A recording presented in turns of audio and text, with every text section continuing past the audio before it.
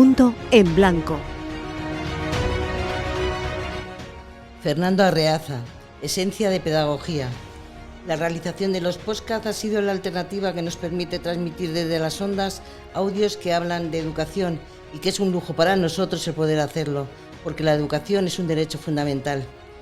Después de tantos años de docente y observando las dificultades de aprendizaje de alumnos y alumnas, he visto el tablón de anuncios donde se cruzaban las palabras pedagogía, educación, dificultades de aprendizaje, psicopedagogía. La pedagogía y educación es un tándem perfecto, forman las bases sólidas de una sociedad y es un tema que nos toca de cerca a todos. Hoy estoy segura que aprenderemos con nuestro protagonista, maestro, profesor, pedagogo, que ha estado y ha participado en muchos hitos educativos, con reflexiones y experiencias, dando lo mejor como una prolongación de sí mismo. Fernando Arreaza ha sido uno de los pedagogos más magnánimos e influyentes de una de las décadas más significativas en Castilla-La Mancha en el ámbito educativo. Una vida dedicada al progreso del contexto y la experiencia educativa, integrando la sociedad de las diferencias en sus escritos y colaboraciones, dejando una obra importante para la pedagogía. Castilla-La Mancha fue el año 2009 la única comunidad autónoma de España que incluyó en su currículo la competencia emocional y es Fernando Arreaza el impulsor de dicha competencia. Al hacer esta introducción ha puesto en orden tantas inquietudes subyacentes en mi mente que he comprendido mejor lo loable de su trabajo, al hacerlo con humildad, amabilidad, empatía, por su forma de ser y de vivir la vida. No he tenido la suerte de compartir ni pisar una baldosa con él, pero lo percibía desde los ventanales de mi aula. Como docente, como habitante valdepeñara y castellano-manchega, me siento muy orgullosa, aun poniendo mi vanidad en la palestra, y pido perdón por ello, en hacer posible este pequeñísimo reconocimiento por su excelente labor en edificar el esqueleto de nuestro sistema educativo. Abierto a lo nuevo, a las diferencias, lo imagino en una lucha permanente por la superación y poder crecer y aprender. Los jóvenes que escuchen este programa y les haga falta ese impulso para animarlos a esforzarse, podrán ver un ejemplo en la persona de Fernando Arreaza, que hizo de la educación su gran vocación, llegando a ser un gran asesor pedagogo, orientador y evaluador que ha tenido nuestra comunidad de Castilla-La Mancha.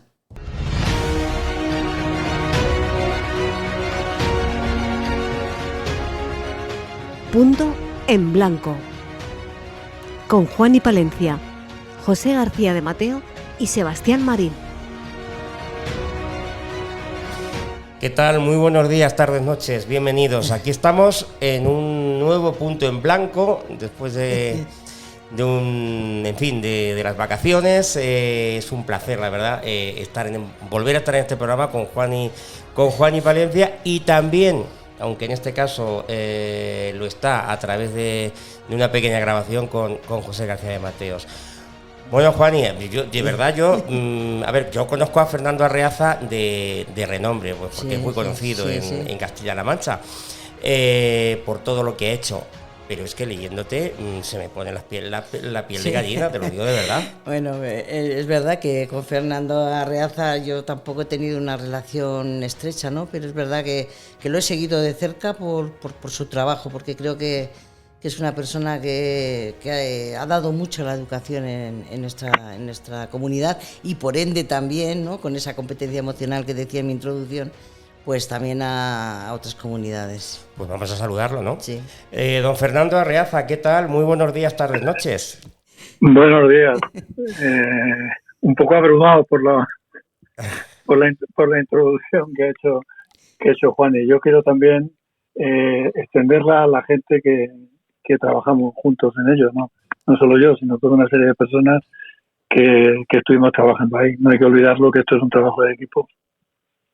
Bueno, don Fernando, yo supongo, yo no tengo, lo único que tengo que ver con la enseñanza es por mi consorte, pero nada más.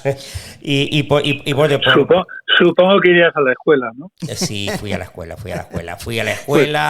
he ido al instituto, he estado en la universidad, en fin, sí, eso es cierto. Estás diplomado, tienes todos los ingredientes para poder hablar y opinar. Bueno, muchas gracias por la parte que me toca. A ver, yo tengo aquí los datos biográficos de Fernando Arriaza. Yo creo que es mejor que él no los cuente, pero bueno, hay que decir que nació en Manzanares. Ya, el año ya lo omito, don Fernando, porque eso da igual. Empezó a estudiar bachillerato en Manzanares, luego se fue a Ciudad Real, al colegio al Doncel. Empezó, y yo creo que tiene, por lo que veo y he leído, tiene especial cariño a los 9 años que usted pasó ya trabajando en La Solana. ¿Miento? Sí, no. Fue una experiencia, vamos, imborrable. Y además puso todas las bases de experimentar cosas que yo había estudiado en la carrera. En ¿no? la carrera. Bueno, de ahí, en el año 85, pasó a través de una comisión de servicio de pedagogo a los servicios de Ciudad Real y también en Valdepeñas. De orientación. Eso es. Luego estuvo un trabajo de orientador. Este trabajo se había interrumpido 2 periodos en los que formó parte de la administración educativa, primero como provincial, como asesor técnico, entre el 87 y el 96, y después en la regional, en 2000 y 2001. Bueno, y luego tiene datos académicos y publicaciones. Sí, esa década es muy importante. A partir del 2001 yo creo que es bastante importante, ¿no, Fernando? La labor que ya hiciste a nivel de... Sí, bueno, digamos que ahí empieza el periodo de producción mayor, coincidiendo además con el contexto de que las transferencias en educación se daban, y entonces empezamos a construir pues lo que era el modelo educativo de Castilla-La Mancha. Entonces ahí es donde digamos que das todo lo que has ido recopilando y recogiendo y lo pones al servicio de una comunidad y unos planteamientos educativos que evidentemente compartía. Bueno, yo creo, Juan, por cierto, tenemos mucho documento sonoro también, hay que decirlo, que ahora iremos escuchando poco a poco. Digo que yo creo que podemos empezar por esos 9 años en La Solana, que fue, digo yo, don Fernando, ahí usted empezó a coger tabla. Sí, bueno, yo venía de Madrid, empecé mi carrera profesional en Madrid y estuve dos cursos. Concretamente, el primer año que yo empecé en febrero, cuando me obligaron ya por haber aprobado la oposición, y yo empecé sorprendentemente a trabajar en un piso con mi llave, ¿no? Yo entraba en mi llave, el centro había desaparecido, estaba por la zona de la calle del Pez, había desaparecido como centro porque estaba ya en ruinas, y cada uno teníamos una llave grande de esas, ¿no? Entonces empiezas a sentir un poco lo que es la soledad absoluta del docente. De ahí que hay un artículo por ahí mío que dice que un centro no es un edificio de oficinas, pero prácticamente lo era, ¿no? Perdóneme que le interrumpa. A ver, lo de la llave, pues, explíquemelo porque a mí eso sí me suena raro. O extraño. El centro, en pleno centro de Madrid, ya digo que ¿sí? Es la zona de la calle del Pez, la calle de la Ballesta.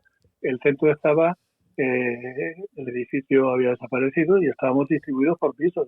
Yo estaba en una segunda planta, yo llegaba con mi llave de estas grandes, de antiguas, abría mi puerta y allí, en 2 espacios físicos, yo tenía a mis alumnos. Ya digo que encima yo llegué en febrero, eran de un contexto social, digamos, muy, muy marginal, porque estaba cerca de la calle de la Ballesta y allí es donde empecé a trabajar con unos críos que indudablemente eran mi ilusión. Como lo compaginaba con el estudio, pues era un poco una locura de llegar a las 9, a las 12 me iba a la facultad, en fin, que fue un año súper intenso. Y ahí empecé a trabajar con eso. Después luego estuve en otro colegio en Madrid, un colegio de nueva creación, donde experimentamos bastantes cosas, sobre todo el tema de coordinación.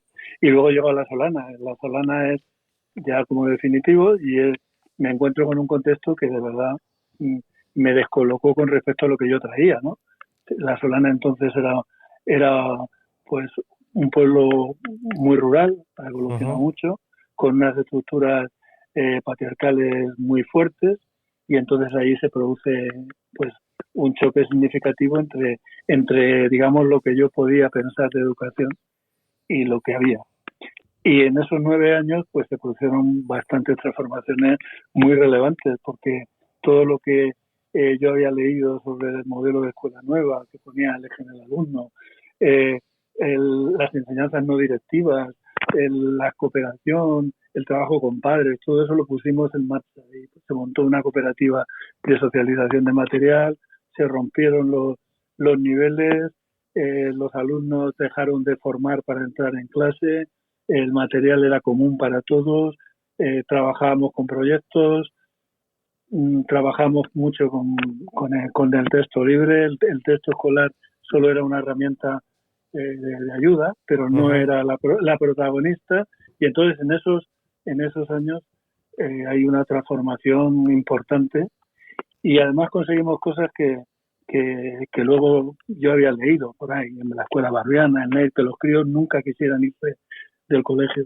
Era una sensación de que nunca se querían ir, siempre estaban allí, hicimos cantidad de cosas. Yo creo que ahí se ponen las bases, el experimento de lo que podía ser pues una escuela que yo había leído, que había soñado con Neil, con Freinet, con Barbiana, en fin, con una serie de modelos que después, cuando ya con mi experiencia de trabajador, de pedagogo, yendo por muchos centros, sobre todo a valorar alumnos que tenían dificultades, pues aquello era un oasis en un mundo que realmente no había cambiado desde cuando yo llegué a La Solana a cómo lo volví a coger otra vez. Evidentemente aquello provocó una situación importante en La Solana de cambio, incluso de contestación, porque éramos muy diferentes. Era algo totalmente distinto a lo que nosotros estábamos asociados a movimientos de renovación pedagógica, participábamos a nivel provincial y a nivel nacional. En fin, digamos que era algo que no se podía ver o que no se veía entonces, sobre todo cuando éramos un grupo de personas, no el total del centro, pero sí un grupo de personas relevante del centro que controlábamos por los mayores, lo que entonces se llamaba la segunda etapa de la EGB. Cuando usted llega, encuentra una escuela arcaica, bueno, vamos a decirlo así. Sí, tradicional, una escuela organizada con esa intención de homogeneizar. Digamos que estaban las clases A y las clases B. En las A iban los buenos y en las B los que teóricamente eran peores. Evidentemente yo llegué a una B muy centrada en la cuestión académica y todo esto supone una transformación porque hay una cosa evidente. Muy pocos alumnos, digamos que estudian o quieren ser buenos simplemente por la belleza del conocimiento, por lo bonito que puede ser las matemáticas, bonito de la lengua. A la gente la engancha con un modelo mucho más rico, donde diversificas sobre todo situaciones en las que ellos pueden demostrar que valen, no solamente con la letra, sino con las actividades deportivas, con las actividades artísticas, con la movilidad, con la posibilidad de opinar, que la tenían, con la posibilidad de evaluar, ellos se autoevaluaban, con la implicación de los padres. Yo recuerdo concretamente cuando nosotros propusimos a los padres de La Solana que queríamos socializar el material, que pensábamos, por una parte, que era necesario ahorrar y por otra parte que queríamos trabajar con materiales múltiples, no solamente con un libro de texto que había que seguir continuamente. Un sábado por la tarde, en lo que es hoy la Casa de la Cultura de La Solana, que en aquel momento era un edificio. Nuestro centro estaba distribuido en 3 edificios, con lo cual era difícil coordinarse. Contarles allí una tarde, ya digo, prácticamente de noche, que lo que pretendíamos era eso, y que si querían invertir ellos aparte del libro, era mejor que se compraran libros de lectura en padres que estaban habituados a un modelo distinto, ya digo que en una sociedad muy, muy tradicional. Pues aquello fue verdaderamente un hito. De hecho, con esa socialización del material, nosotros conseguimos, por ejemplo, pues hasta comprar tiendas de campaña, salir de acampada con los alumnos, tener horno y torno de cerámica, proyector de cine, en fin, hicimos una verdadera revolución. Un enganche a los chavales de otra manera, ¿no? Más. Eso es. Claro. ¿Conseguiste, Fernando, esa escuela ideal? ¿Has conseguido alcanzar algo de lo que realmente pensabas? Bueno, yo creo que esos años sirvieron pues para consolidar muchas de las cosas que pensaba y también para ver que eran posibles. Yo creo que son claves para mi experiencia posterior. O sea, está claro, poner en marcha toda una serie de iniciativas de un abanico bastante amplio, que iba desde socializaciones hasta temas de no directividad, el que los alumnos pudieran acceder a las aulas con su plan de trabajo, se pusieran a trabajar y a consultar con nuestra ayuda, pues rompía todos los cánones. O sea, y luego, pues por supuesto, ese banco de recursos tan enorme que podíamos tener, aparte del abaratamiento de costes, rompía el modelo tradicional de aula, donde pues cada día es la lección de día, la clase, y claro, todo eso me sirvió después para entender. Además, podíamos trabajar incluso a nivel internivelar con críos de tres niveles distintos.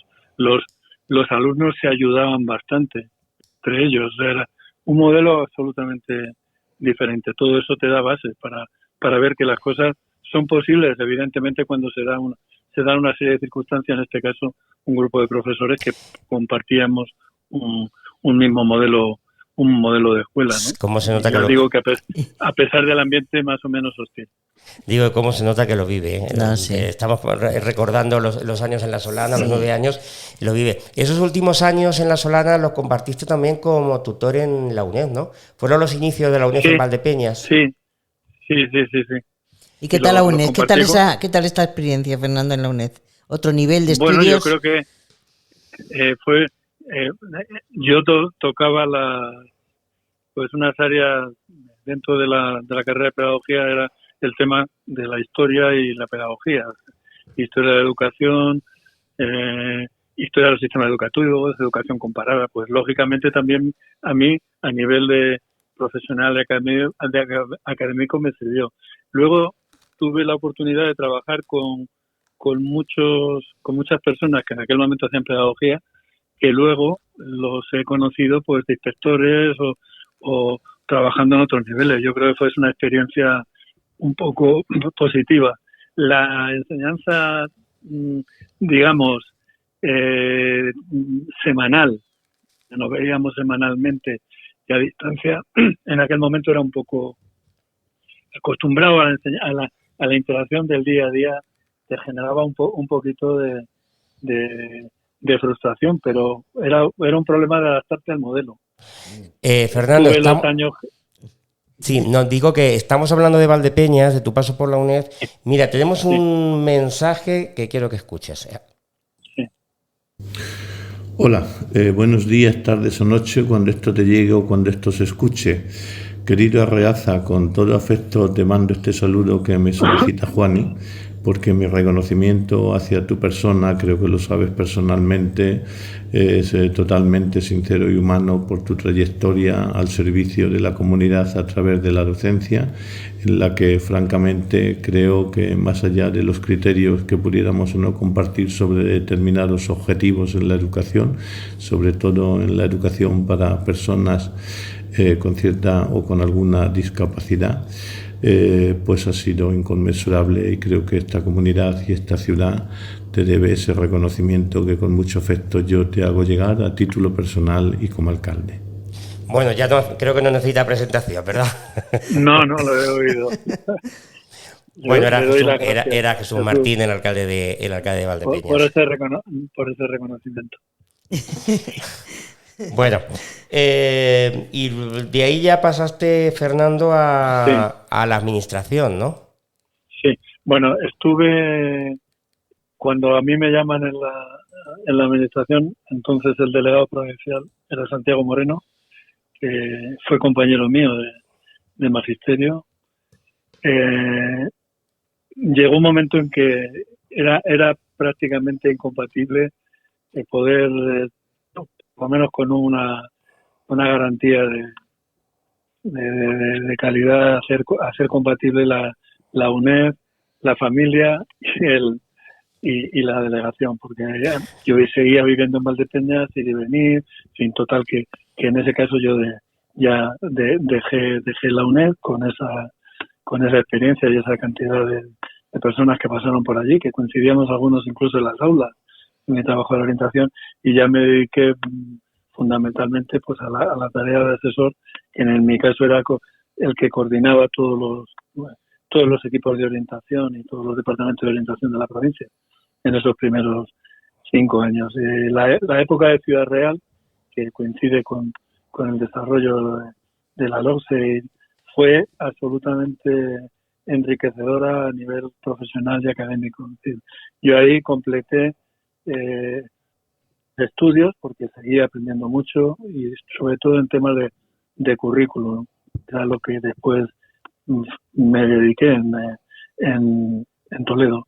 Eso te iba a decir, luego estuviste en Toledo, así es. Sí. Y además, en algún momento estando en Ciudad Real, yo no dejé de trabajar de orientador. O sea, era un poco como orientador de apoyo en la zona de Ciudad Real. O sea, me movía. Con lo cual, ¿no perdiste el contacto con el aula? No, porque seguí trabajando en la zona de Ciudad Real y en la zona de los Montes como apoyo a compañeros. Ya, yo supongo que luego ya cuando estuviste en Toledo, ya en la administración regional, ahí ya sí perderías ese contacto, ¿no? Sí, bueno, en la administración no te dejaba entre viajes y unas cosas y otras, y no había tiempo para más. Iba a decir una entrega, pero casi. Bueno, pues mira, vamos a escuchar otro mensaje que creo que es de un buen amigo tuyo. Vamos a ver si le escuchamos. Fernando es un maestro, pero decir es decir muy poco. Es un maestro que lleva la educación en su ADN, para el cual la educación no es un oficio, a pesar de su condición, ni es una profesión, sino es una pasión. Fernando y la educación son, creo yo, una y la misma cosa. Y en él me atrevería a decir que destacan 2 cualidades. Una, la lucidez. Conozco pocos análisis de la educación, del oficio y de la actividad de la educación más lúcidos que los que hace y los que hacía Fernando. La otra cualidad es el tesón. Lucidez y tesón, unidas a su capacidad inmensa de trabajo, hacen de Fernando una persona muy especial, poco frecuente, de esas que en estos tiempos escasean y que son, por eso mismo, más necesarias que nunca. Fernando es un peón de la educación y un idealista con los pies en la tierra. Él sabe que en la educación, en el sentido cabal y más extenso de la palabra, está la base y está la continuidad de la condición humana misma y de la realización de la existencia personal y social. Fernando es polémico, polemista, pero siempre con una opinión fundada, que no es ni arbitraria ni es autoritaria, pero sí es exigente, y eso le ha arreado muchas amistades y alguna que otra, yo no diría que enemistad, pero sí quizá alejamiento. Fernando es inconformista y los que no se conforman con lo que existe necesariamente tienen la obligación de intentar transformarlo, de intentar innovar. Y Fernando es precisamente un innovador, aunque la innovación que él aconseja puede en un momento determinado suponer un riesgo y suponer una sacudida, muchas veces en las aguas mansas de la rutina. Yo, de lo poquito que sé de educación y de lo que he sido en educación, tengo que decir que el responsable de eso y la causa de eso es en buena medida Fernando, que en la sombra y desde la sombra ha puesto su sello en no pocos de los avances de la educación en nuestra región, en Castilla-La Mancha.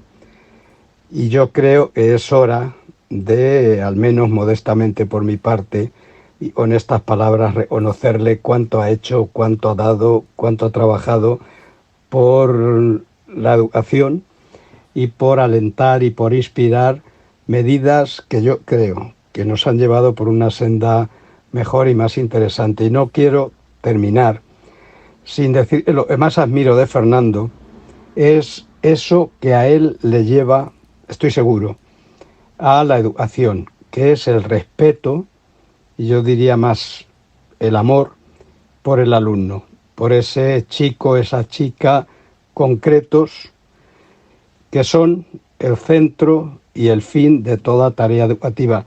Ni la administración, ni los profesores, ni los profesionales, ni el currículum. El alumno, ese hombre o esa mujer que necesitan ser acompañados para realizarse, para ser finalmente los ciudadanos de una sociedad y de un país que merecen la pena. Fernando es un maestro que nunca va a dejar de ser maestro, y es el maestro que cree en una escuela para el cambio, no para la continuidad, no para la rutina, no para el adormecimiento. Bueno, pues no parecen pocos los elogios del que fuera portavoz del viceconsejero de Educación y director también de Educación, Pedro Pablo Novillo. Fernando. Muchísimos, me deja... Bueno, tengo palabras. La verdad es que Pedro Pablo y yo nos conocimos ya allí, o sea, no nos conocíamos. Cuando ellos me llaman a mí, yo no... A Pepe Valverde lo conocía de algo, pero a Pedro Pablo, bueno, lo conocía de oídas. Y es verdad que llegamos a entendernos muy bien y que fue siempre una persona que apoyó iniciativas y vamos, mi afecto hacia él es absolutamente enorme. Fernando, tengo una pregunta de nuestro compañero José García de Mateos, que no ha podido estar con nosotros, y es precisamente, la voy a meter ahora porque Pedro Pablo hablaba de su cariño por la educación, del trabajo, de lo que usted ha hecho, y yo además, por lo que le vengo escuchando, fundamentalmente por su paso por La Solana, ese espíritu de superación con los chavales, de que los chavales aprendan, de que los chavales no abandonen. Bueno, vamos a escuchar la pregunta que le hace nuestro compañero José García de Mateos. Muy buenas. Bueno, yo le voy a hacer esta pequeña reflexión o pregunta. La educación como derecho fundamental que es y que se recoge en la Constitución en su artículo 27.1, ¿por qué cree que no se consigue un consenso en materia educativa cuando parece manifiesto que hubo ese consenso idílico entre izquierdas y derechas, entre comillas, cuando se redactó este artículo? Gracias. No es poca, para mí esta pregunta es un misterio. No sé si usted tendrá la respuesta, don Fernando. Pues yo tengo opinión, no sé si la respuesta... Bueno, pero seguro que es una opinión bastante válida. Yo tengo mi opinión. Yo creo que cuestiones, digamos, fundamentales, digamos que puede haber un acuerdo. Yo creo que todo el mundo piensa que se trata de hacer una formación integral de los alumnos. A partir de ahí, la manera de conseguir eso ya hay muchas diferencias. Y luego hay, digamos, puntos calientes donde es muy difícil ponerse de acuerdo. Por ejemplo, en el tema del valor que tiene la religión en el currículum, ¿no? Si la religión debe ser evaluable o no, si debe estar dentro del currículum o fuera del currículum. Yo creo que ahí hay diferencias significativas. En lo demás también hay diferencias en el papel de los equipos directivos y de los centros, en el papel de el modelo de autoridad y teórica del profesorado. y luego también hay una diferencia significativa en los recursos que yo estoy dispuesto a poner en marcha para que esto sea posible. Yo no puedo conseguir, digamos, un nivel muy excelente si los recursos que estoy dispuesto a dar en educación son cortos. Evidentemente también hay una diferencia significativa entre el papel que debe tener la enseñanza pública y la enseñanza concertada, ambas reconocidas perfectamente por la LOE. Las dos son compatibles, pero no es lo mismo el peso de una que de otra. Entonces, ahí hay diferencias que no son distintas de las diferencias que hay en otras cosas. Es decir, yo creo que la educación es un elemento más en los que no existe un acuerdo sobre el modelo a tratar. Ya. Otra diferencia significativa es cómo yo atiendo a la diversidad del alumnado. La puedo atender con modelos excluyentes, donde cada uno en razón de una supuesta homogeneidad que realmente no existe, pero yo busco recursos para separar, y otro modelo es el que busca la posibilidad de que todo el mundo tiene derecho a desarrollar y a desarrollarse, pero estando juntos, no separados, ¿no? Todos somos diferentes, pero tenemos que aprender juntos. Esa sería la clave de una educación inclusiva. En eso también hay diferencias, ¿no?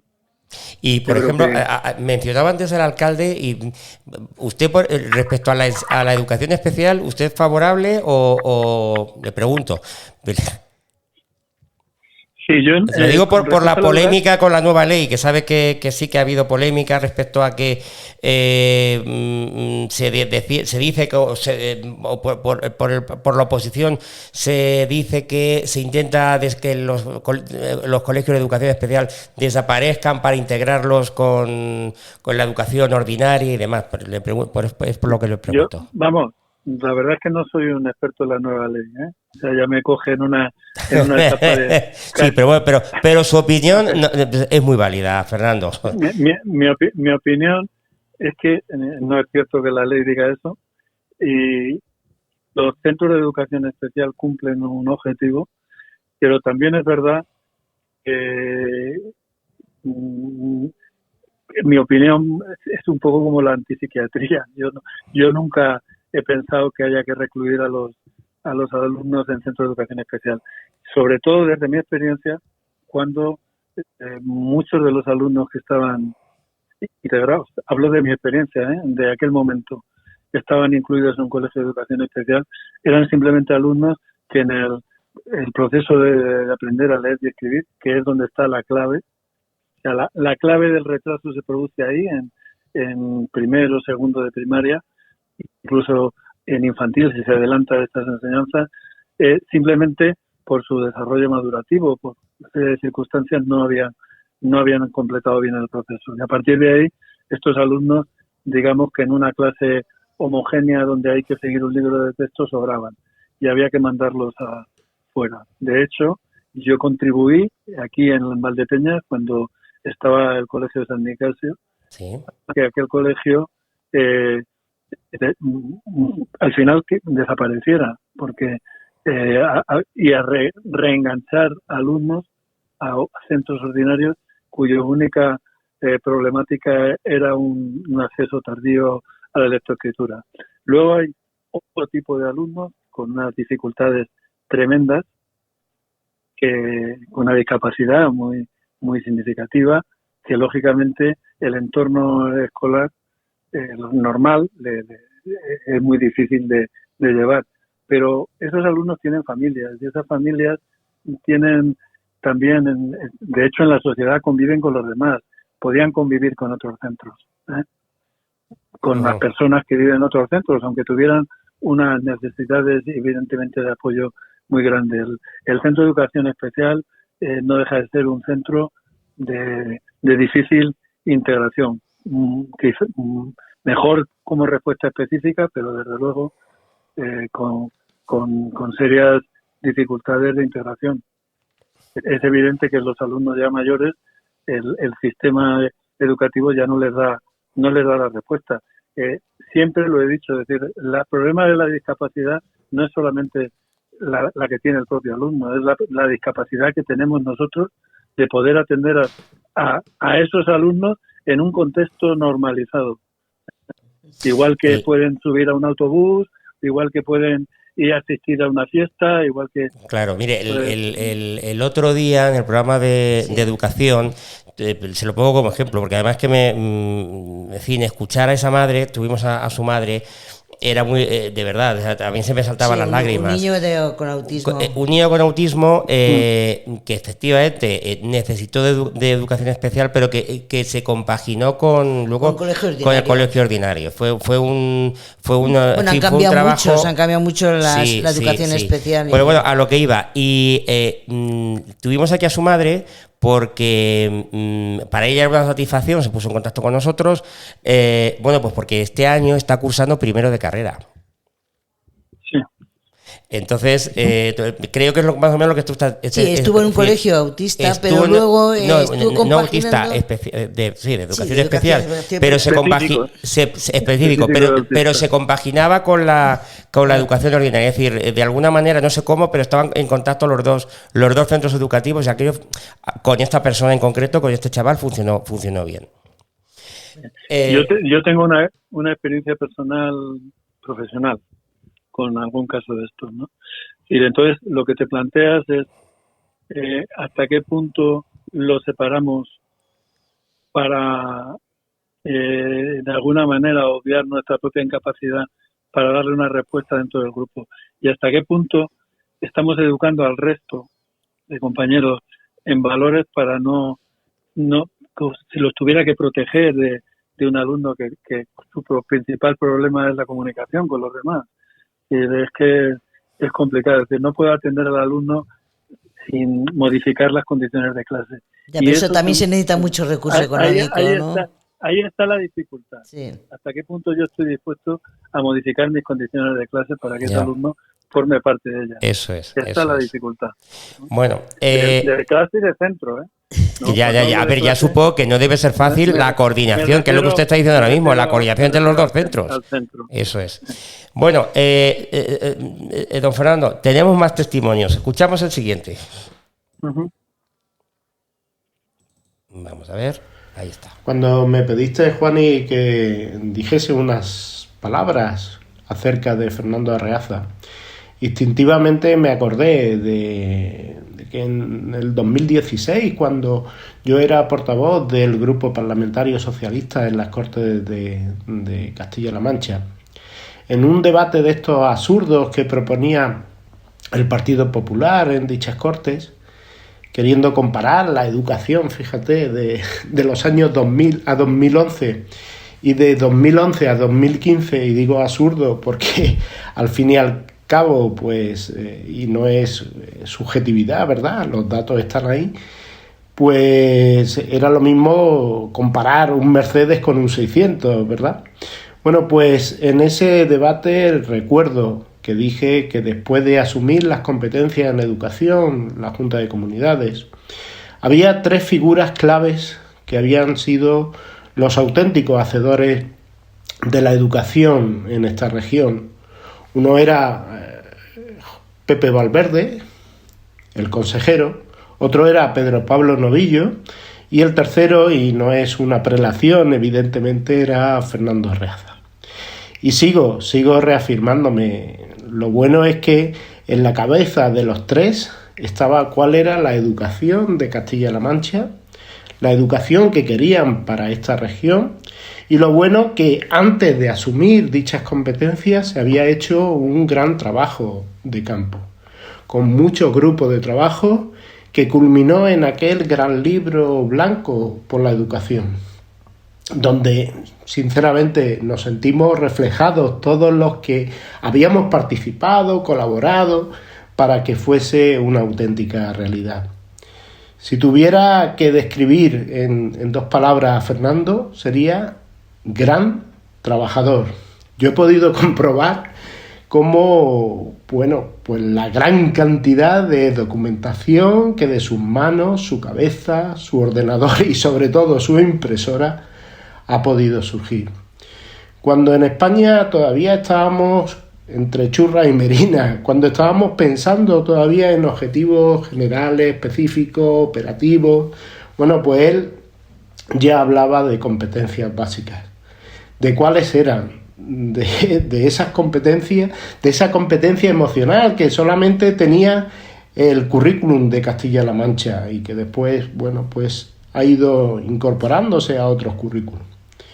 De cómo se tenían que seleccionar, organizar y secuenciar los contenidos para llegar a alcanzar o desarrollar esas competencias, los chicos y las chicas.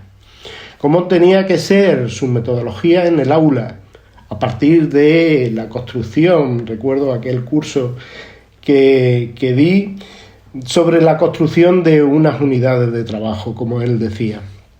Y sobre todo, y fue su gran pasión, los procedimientos, las técnicas e instrumentos para evaluar las competencias básicas. Evaluar competencias, ahí en nada. Qué trabajazo se marcaron. Bueno, pues junto a él, las dos compañeras y sobre todo amigas, Mariló y Noemí, que curiosamente, y me alegro por ello, que ahora las dos sean inspectoras de educación. Por aquello de Jimeno Sacristán, de inspección es igual a supervisión versus asesoramiento. Estoy totalmente seguro que ellas estarán en la segunda faceta, la de asesoramiento. En fin, voy a parar porque si no, seguro que estaría hablando horas y horas de este magnífico pedagogo. Y como el podcast va de educación, pues dejo a un lado nuestra romántica incursión de Fernando y mía a la vez en el foro político local de Valdepeñas, porque eso sin duda alguna sería un auténtico capítulo y otro podcast. Venga, un abrazo para los dos. Bueno, pues ahí estaba Fausto Marín. Estos son amigos de don Fernando, ¿eh? Sí. Bueno. Bueno, veo que le han dejado sin palabras, yo creo. Sí. Bueno, pues creo, ya vamos por terminar con los testimonios. Tenemos pues otro que creo que es una buena amiga suya. Bueno, pues para mí hablar de Fernando es un poco hablar de muchas cosas, porque es hablar de infancia, de escuela, de vida, de profesión, de educación, de ética, de derechos humanos, de deporte. Muchas veces he dicho que yo lo que sé lo aprendí en la escuela, porque es verdad que tuve la suerte de ser alumna de una escuela que hoy calificaría a mucha gente de escuela del futuro. Y fijaos si han pasado años, porque yo ya tengo una edad. Y es verdad que en esa escuela Fernando fue el artífice, el ideólogo, el referente, no sé cómo decirlo. Yo fui alumna de Fernando Arreaza en el Colegio Romero Peña de La Solana en los 70.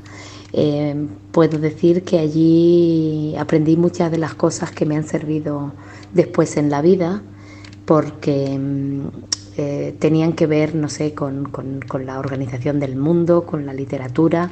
Leí mis primeros libros, tenían que ver con la interpretación de los hechos que pasaban en nuestra historia, tenían que ver con el uso de los libros escolares de una manera muy distinta a como incluso hoy se siguen usando, en mi opinión, desgraciadamente.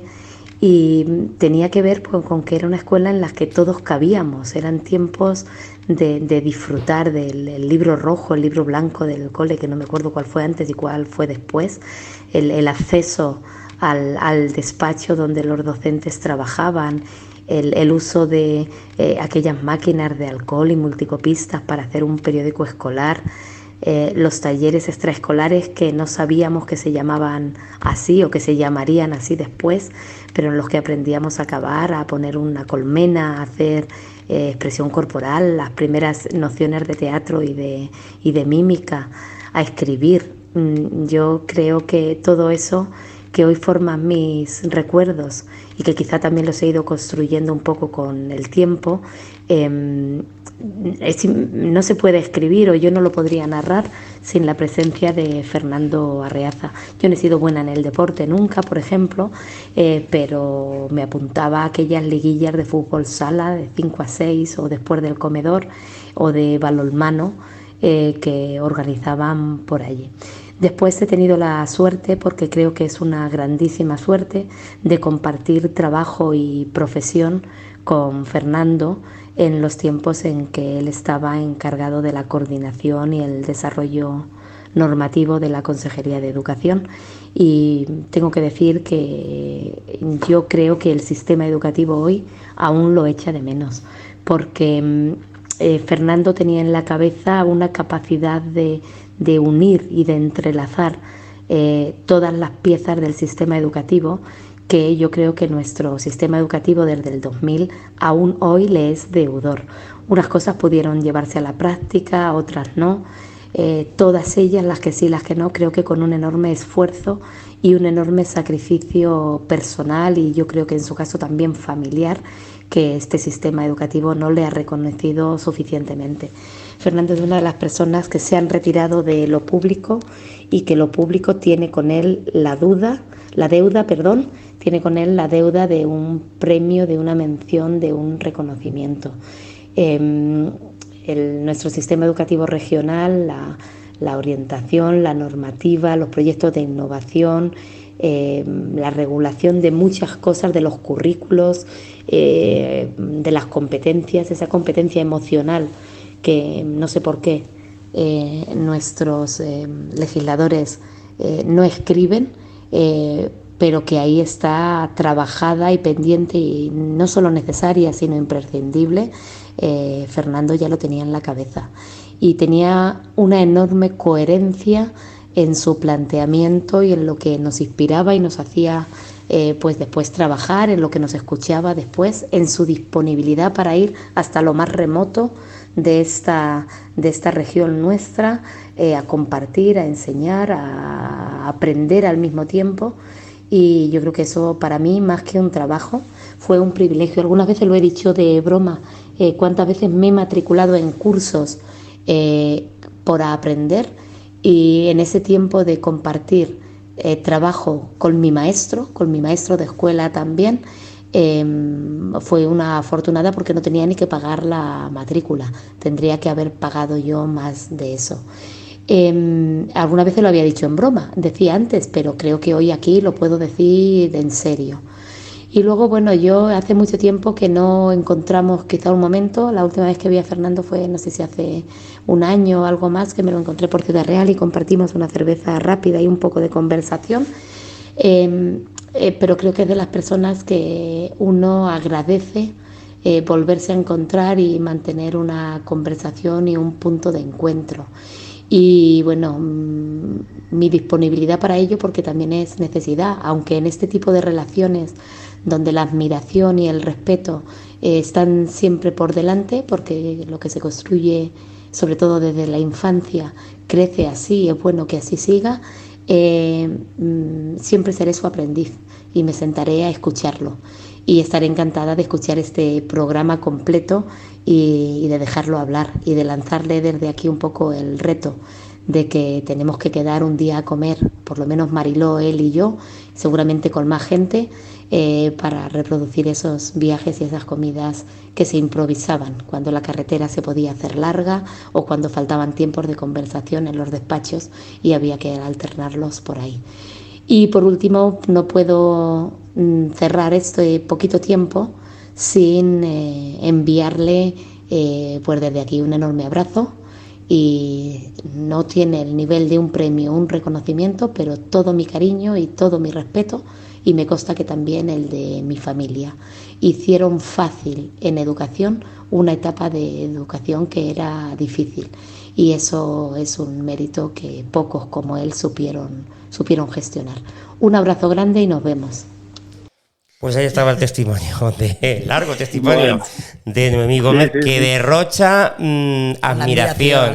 Sí. Además es inspectora ahora mismo, Noemí Gómez. Y Noemí fue alumna mía, como ya he dicho. Sí. Deduzco que en esos años que usted tanto, los 9 años de la Solana, ¿verdad? Además, Fernando ella escribió un artículo, ¿no?, en Ponte a Escribir, y ella ya hace, en su segunda etapa de GB, ya inicia el escrito y dice: muchas veces he dicho que lo que sé lo aprendí en la escuela, a quienes hicieron mi escuela posible.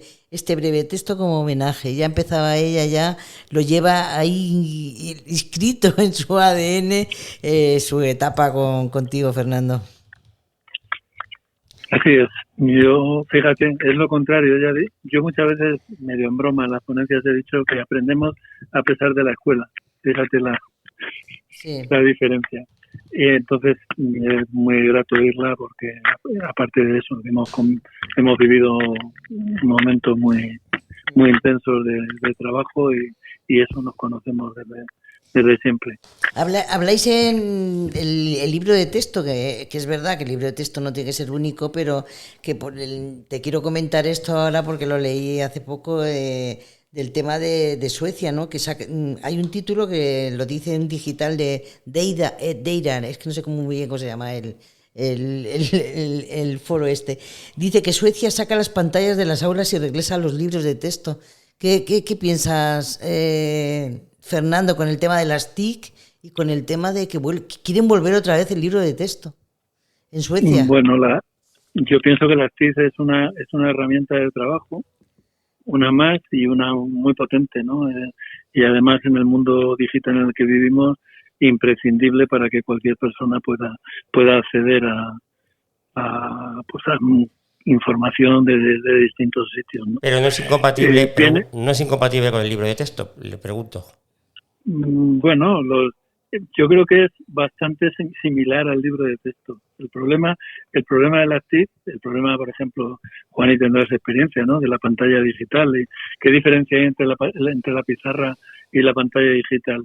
Pues es una diferencia, digamos, cualitativa en cuanto a posibilidades, ¿no?, mejor cuantitativa, pero no de modelo. O sea, cuando las TIC y los libros de texto están al servicio de transmitir a lo que un pedagogo mucho más potente que yo llamaba educación bancaria, llenar la cabeza, nos sirve de poco para conseguir los objetivos de la educación, eso de aprender a convivir, la competencia emocional, comunicarse. Es decir, si yo sigo utilizando el modelo de transmitir, me da igual que sea con una herramienta como el libro de texto que con una herramienta como puede ser recibir información a través de las herramientas TIC. Desconozco la razón por la cual Suecia se plantea eso y en el fondo además los llama no sé cómo digamos, analfabetos funcionales o algo así. Dice que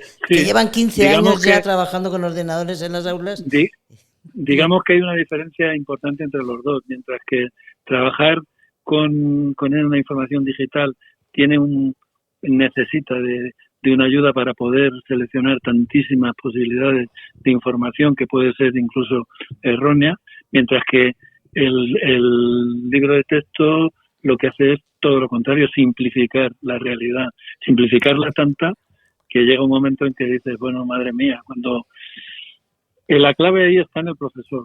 El profesor... Sí. No hemos hablado del profesor, pero ya llevamos mucho tiempo. Bueno, vamos, si os parece... es que esto te podríamos tener otro programa, de verdad. Fernando, perdón, que le he interrumpido. No, que digo que el profesor es el elemento clave. Es decir, si el profesor domina su materia, evidentemente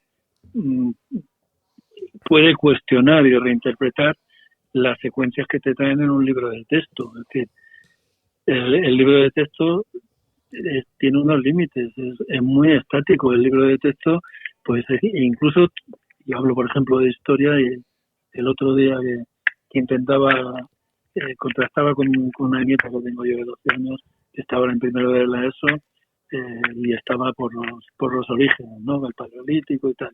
Y entonces, en el libro de texto,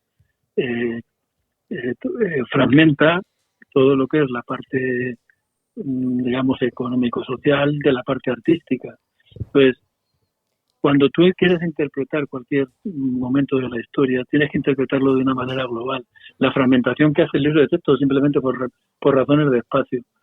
Pues si yo sigo esa secuencia, puede dar la impresión al que aprende de que son situaciones distintas, y ese es un problema de los libros de texto. El otro problema que tiene un libro de texto en áreas tan relevantes como las matemáticas o como la lengua es que al distribuir los contenidos gramaticales periódicamente es como las estaciones del año. La época de los adjetivos, la época de los pronombres se enseñan en una época y se olvidan en el resto. O sea, es un modelo que si el profesor no controla, lo único que hace es ir aprendiendo y olvidando, aprendiendo y olvidando, aprendiendo y olvidando. Ujú. Y si además no tenemos la estrategia de trabajar la memoria, no la memoria receptiva, esta de repetir cosas, sino la memoria que te lleva a aprender de lo que ya sabes. Te da un caso muy curioso con esta misma, decías, un ejemplo del presente. Habíamos estado hace, pues yo creo que fue en Semana Santa en Villanueva de los Infantes y estuvimos viendo donde está Quevedo, en la celda de Quevedo. Sí. Y a ella le tocaba aprender literatura, de esa literatura sin literatura, donde de lo que te aprende, da igual que sea literatura, que otras cosas, una lista de nombres y obras. Y yo le recordaba, y bueno, Quevedo, ¿te acuerdas que estuvimos ahí? Realmente no se acordaba. Es decir, esos saltos, ese uso de la memoria para aprender sobre lo que ella sabe, eso hay que potenciarlo y hay que enseñarlo. Y entonces necesita un profesor crítico, conocedor de su materia, y además capaz de innovar y de superar los límites que el libro de texto tiene. Si el profesor sigue el libro de texto al pie de la letra, estamos cayendo en que es el que enseña es el libro de texto y no el profesor. Entonces, por eso siempre hemos defendido que un libro de texto debe ser un material de apoyo, no el único, sino otras opciones, otras cosas a ver. Si a eso le unes que desde ya hace mucho tiempo al libro de texto se le unen las actividades, pues resulta que es un libro de usar y tirar. Es decir, las actividades se cierran en el propio libro de texto. Si a eso le unes que la mayoría de las actividades, yo hay un artículo por ahí que se llama Localizar a Bali, consiste en identificar cosas que ya vienen en el texto y además subrayadas o con negrita o destacadas, pues resulta que lo que estamos potenciando es un tipo de comprensión muy limitada, muy basada en detalles, con muy poca relevancia, simplemente es localización la palabra adecuada. Y eso es lo que nos lleva, por ejemplo, a poder explicar por qué los resultados de comprensión en PISA, que tiene un modelo teórico le iba a preguntar mucho más completo, sí. mucho más completo, pues resulta que damos buenos resultados. Yo estaba ahora repasando datos de PISA de la época que yo estaba, y dábamos buena respuesta en los niveles más básicos de comprensión, pero muy mala respuesta en los niveles donde ya requieren relación, interpretación. Yeah. No pasamos de resumir un texto y de localizar pequeños detalles en el texto. Y eso lo potencia la multiplicación de actividades. Si tuviéramos la oportunidad de hacer una radiografía de un libro de texto de cualquiera de los niveles, veríamos cuáles son las habilidades que promueve y, lógicamente, las competencias que consigue. Uh-huh. Pues ese es el problema básicamente de la enseñanza. Entre otros, la acumulación de contenidos, el que se repitan contenidos de distintas áreas. ¿Qué diferencia puede haber cuando yo estudio el paisaje de estudiarlo en ciencias naturales o estudiarlo en geografía? ¿Debería estudiarlo de manera diferente? No. ¿Deberían ponerse de acuerdo para estudiarlo juntos Sí. y reforzar? Claro. Son cuestiones... Bueno, me enciendo un poco. Bueno, hace tiempo que nos hemos salido de tiempo, pero bueno, como estamos en el podcast, no en la radio, no lo podemos permitir. Nada, pero lo que pasa es que casi me ha contestado. Porque claro, sabe usted que hace unos días tan solo veíamos los resultados de PISA a nivel general en España. Los resultados de España son muy malos. Y a nivel particular en Castilla-La Mancha, en la media, no por especialidades, me parece que estábamos los terceros por atrás. Uh-huh. En fin, no sé, algo tendremos que mejorar, si es que estos informes sirven para algo, claro, que es algo que tampoco sé. Sí, yo te digo que yo los años que he estado en Toledo era el representante de Castilla-La Mancha en el Instituto de Evaluación de PISA Nacional, ¿no? Sí. Es el que es el que se encarga, o el que encarga el PISA, el PIRLS y otros. De PISA, durante la época que estuvimos nosotros no participamos no sacamos una muestra independiente de PISA, ¿no? En un primer momento era una muestra nacional y después ya fueron distintas comunidades entrando en ello. Yo quiero diferenciar dos cosas de PISA. Una cosa es el modelo, el modelo de comprensión lectora, el modelo de matemáticas, de resolución de problemas, el modelo de ciencias basado, digamos que casi en un modelo de competencia. La competencia es la aplicación del conocimiento, es decir, no me quedo en el conocimiento, si después no sé aplicarlo, ¿de qué me ha servido el conocimiento? ¿No? Sí. Esa parte la podemos compartir. La otra parte tiene que ver con los objetivos de la OCDE, con la costumbre de crear grandes listas donde sacamos y comparamos contextos totalmente distintos con una finalidad que no responde a lo que yo entiendo que es la evaluación. Es decir, la evaluación tiene dos caras que además que es como una moneda, no se pueden separar. Es una cara que nos dice lo que alguien no sabe para podérselo enseñar. Y la otra cara es que termina en una calificación por lo que no sabe, ¿no? Que es la que va al boletín de notas. Ya. Una es, digamos, formativa y la otra es normativa. Que la que me vale es la que yo sé o la que puedo aprender para poder mejorar, para saber dónde estás y poderte ayudar a pasar al siguiente paso. La otra simplemente es dar pie a lo que dicen a entrar en debates de si esta es mejor o es peor. Yeah. Yo me plantearía una cuestión, es decir, y tengo, han pasado 11 años, ya no puedo decir que la cosa haya evolucionado tanto, aunque muchas veces de broma yo decía que desde el siglo XVIII ahora, lo único que había cambiado en nuestras aulas es que ya no llevábamos pelucas los profesores. Entonces, ¿qué diferencia puede haber entre Cantabria, Asturias, los que han sacado Castilla y León, que siempre ha sacado buenas notas, Sí. Y nosotros, o cómo han bajado Cataluña y tal? En cuanto a cuestiones metodológicas, no puede haber diferencias, son otros factores los que influyen. Y hay otros factores que tienen que ver con el nivel social. Si comparamos los resultados de PISA con los resultados de indicadores económicos, socioeconómicos, ¿en qué lugar estaría Castilla-La Mancha? A pesar de todos los esfuerzos que se han hecho. Es decir, ya hay un valor, eso está, digamos que la educación es un síntoma más. Fijaros lo que supondría, yo ya he explicado por qué sacamos estos resultados tan bajos, que no lo son tan bajos en lo que yo he dicho, en la comprensión. O sea, si entramos no he leído el informe, pero si entramos en el informe, primero no hay tantas diferencias estadísticas como las que se dicen. Es decir, no hay tanto desnivel. Y en segundo lugar, en los niveles más bajos de la comprensión, los que son el reconocimiento de detalles y lo que son básicamente el resumen global de un texto, nosotros no estamos tan bajos, nosotros ni nadie. Donde estamos bajos es cuando me piden ya interpretar, inferir y utilizar la información. El problema es que eso no se trabaja prácticamente en la escuela. No, la escuela no tiene tiempo para eso. Ya. No tiene tiempo. Imaginaros si evaluaran la expresión escrita, por ejemplo, la expresión oral. De todas maneras, Fernando, con 17 sistemas sí. educativos, también si hubiese una unidad, yo creo que, no sé. No sé. Bueno, y yo discrepo. La unidad, esa unidad, entre comillas, cierra muchas iniciativas. Y la uniformidad es otra cosa. Y yo creo que el modelo en las aulas, en la clase, en el día a día, en el aula de que a la hora tengo que cambiar, a los 55 minutos y llega otro y no nos vemos, no podemos hablar, no tenemos posibilidades de juntarnos, y en ese modelo pero no sería un sistema más democrático cuanto más unidad existiera. La uniformidad es total. A ver, que nos estamos alargando ya, además os propongo una cosa. Termino.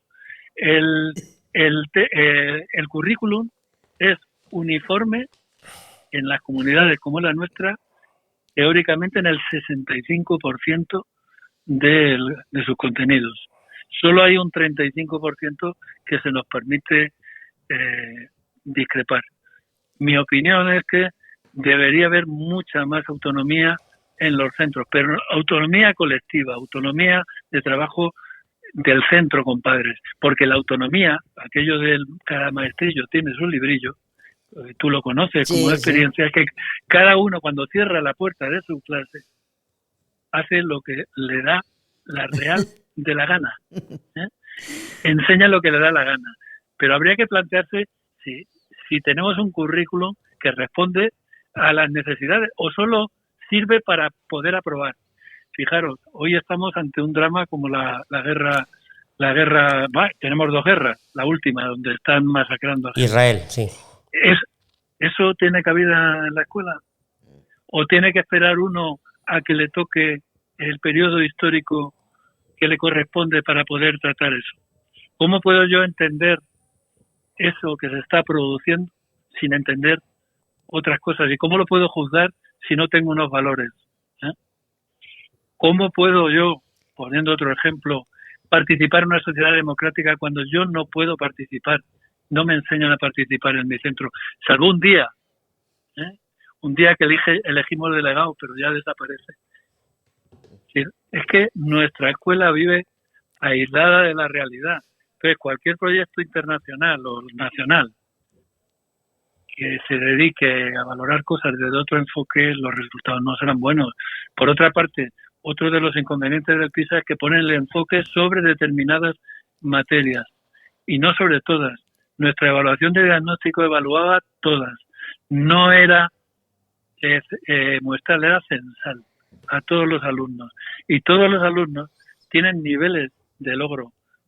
Y todos los alumnos pueden necesitar ayuda o pueden volar solos. Eso está Pero claro. Nuestra limitación es grande. Conozco alumnos que tuvieron que reaprender a leer y a escribir cuando ya sabían, a base de aburrimiento y letra a letra cuando se enseña la lectoescritura, en un modelo analítico de lectoescritura.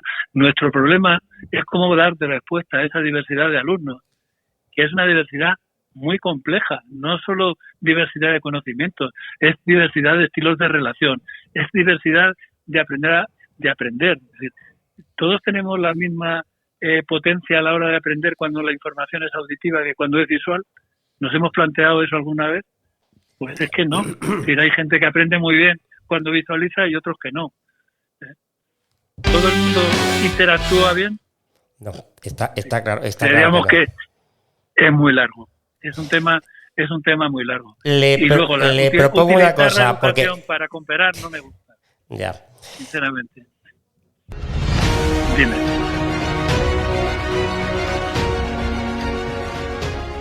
Punto en blanco. Le propongo una cosa, Fernando, porque bueno, hoy nos hemos ido con mucho tiempo. Con usted yo creo que es una de estas personas con las que se puede hablar largo y tendido y además aprende. Se lo digo desde el punto de vista que, como usted me decía, yo he formado parte del colegio, del instituto, de la universidad, pero no trabajo en ello. Yo creo, si usted quiere, ya Juani lo coordina y tenemos otro programa, debate, sobre todo este tema que es francamente interesante y que es de pura actualidad. Bueno, por mi parte podéis contar conmigo. Te voy a dar un dato para que no te sientas mal por aquello. Es decir, cuando nosotros, por lo que decías de que habías ido al colegio y tal. Sí, claro.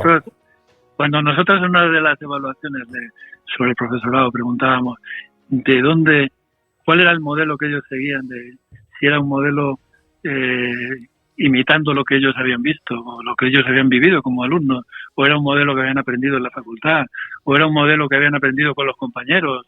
En fin, la mayoría del profesorado reproducimos como metodología el mismo modelo que aprendimos en la escuela cuando éramos alumnos.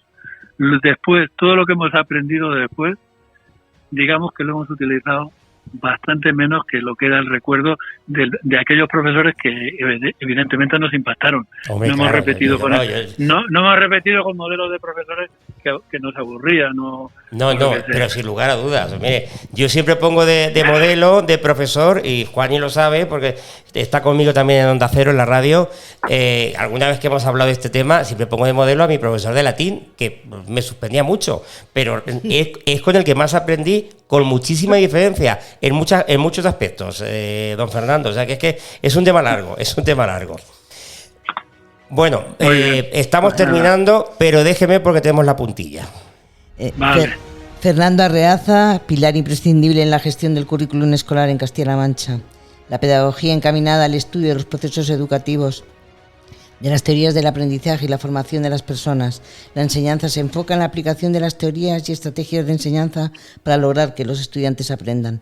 Fernando ha sabido conjugar el proceso de aprendizaje de un individuo con la pedagogía que proporciona el método para que un individuo aprenda de forma más eficientemente. Ha conjugado igualmente el aula y la clase a ese grupo de alumnos y alumnas que necesitan, aunque sea en y desde el crepúsculo, que alguien estudie cuál es mejor espacio para impartir a los distintos grupos de clases. La pedagogía mayúscula de Fernando Arreaza ha permitido que este podcast estemos hablando de educación con el mismo Fernando Arreaza.